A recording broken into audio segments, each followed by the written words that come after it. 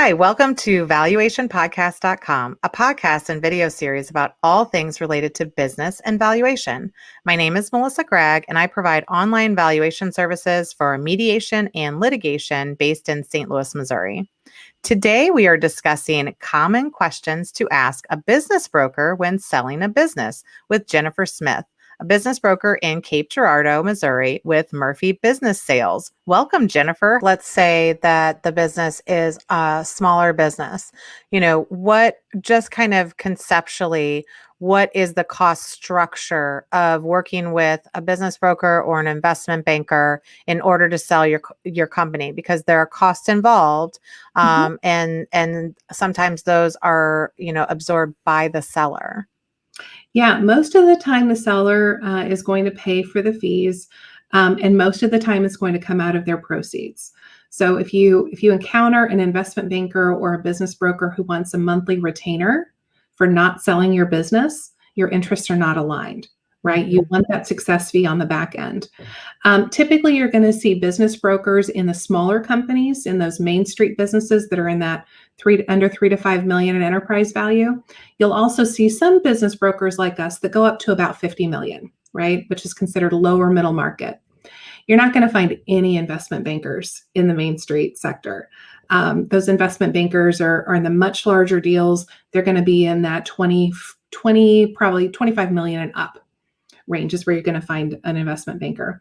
But the smaller deals, to answer your question, those are going to have a higher percent attached, and they're going to have a minimum attached because they take a lot of time and effort, and they're not big companies, right? Mm-hmm. So, a small deal that may be at a 12% fee if we have to find the buyer, and there may be a minimum attached to that.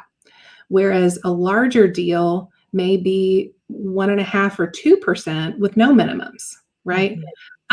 And so it kind of depends on the size and scope and scale, complexity. Do we have to find a buyer? Do you already have the buyer? All of those things play into the costs that are involved.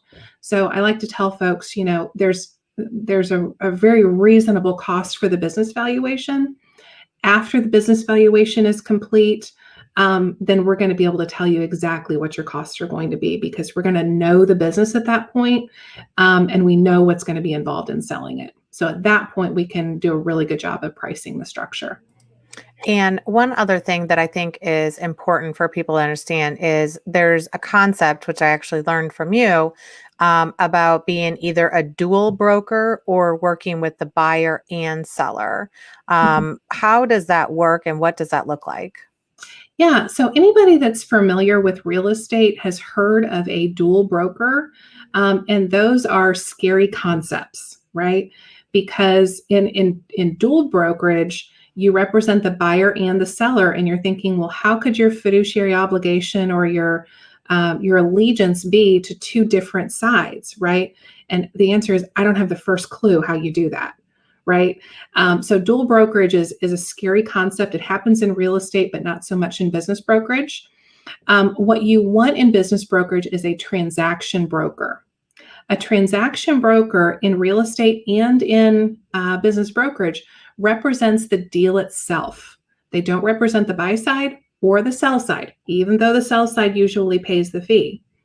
Their fiduciary obligation is to the deal itself. So if the buy side and the sell side want to get a good, fair deal done, it's the broker's job to represent the deal and get it across the finish line for those parties, right? So, and honestly, I can't imagine not being a transaction broker, because I wouldn't want to be adversarial with my seller or my buyer, and I wouldn't want to unnecessarily complicate the deal by bringing in another broker, right? Where we're trying to figure out, who's representing who and whatnot. So this transaction brokerage concept is by far the most fair, kind of lean and mean way to get a business deal done, and get one done quickly, because your broker who represents that deal wants to get it done quickly for both sides so that everybody can get what they're after, right? And get on with their lives. There's no billable hours. There's no dragging it from one side to the other side, to the other side, to the other side, and wasting a lot of time and money doing it.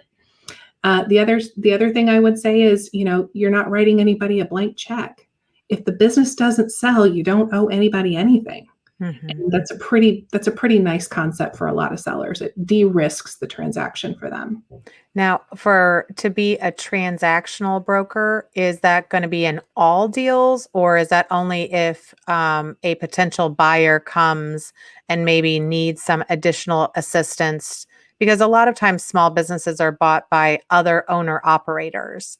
And Mhm. so is that typically when you would see it, or do you see it all the time? We're almost all the time transaction brokers.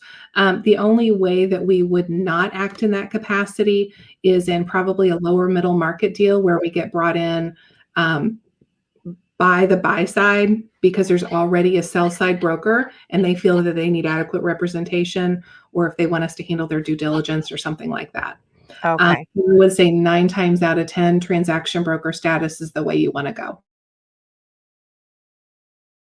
General, a business owner, if they are considering, even at this point in time, or any time in the future, that they're like, well, I'm thinking maybe it's a good time. I don't really know. I need to figure it out because I think we put on the back burner, things to do for the future.